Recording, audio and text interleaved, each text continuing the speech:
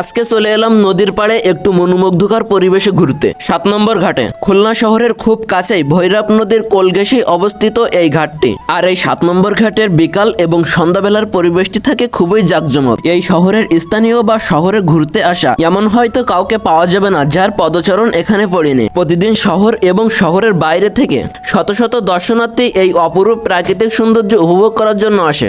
আর আজকের এই পরিবেশটি ছিল আরো অনেক সুন্দর। মেঘলা আকাশ, সাথে বৃষ্টি আসার আগ মুহূর্ত, সাথে সাথে অনেক বিদ্যুৎও চমকাচ্ছিল। তারপরে আমরা দেখতে পাই নদীর পাড়ে এক আঙ্কেল বন্দুক দিয়ে বেলুন ফাটানো বা আমরা যেটাকে বলি নিশানা টার্গেট করা এই খেলাটি বসিয়েছে। এরপরে আমরা এই গেমটি খেলা শুরু করলাম। তারপরে ইমন তো একটাও ফাটাইতে পারে না। ইমনের নিশানা খুবই তীক্ষ্ণ, সে গভীর নিশানা করে একটা বেলুন ফাটাইতে সক্ষম হয়েছে এবং সে অনেক খুশিও হয়েছে। এরপর হালকা হালকা বৃষ্টিও শুরু হয়ে গেছে, তাই আমরা দেরি না করে চলে গেলাম কিছু খাওয়ার উদ্দেশ্যে। এসেই দেখি এক মামা ব্রেকআপ ঝালমুড়ি বেচতেছে মাত্র 30 টাকা প্লেট। আমি প্রেমও করি না, তাই ব্রেকআপও হয় না, তাই আমরা সিদ্ধান্ত নিলাম ছোলামুড়ি খাওয়া। বৃষ্টি বৃষ্টি ভাব হওয়ায় মানুষের চাপও আজকে একটু কম ছিল। নদীর পাশে বসে এভাবে একটু প্রাকৃতিক সৌন্দর্য উপভোগ করার মজাই আলাদা। সব মিলিয়ে আজকের এই আবহাওয়াটা ছিল মনোমুগ্ধকর।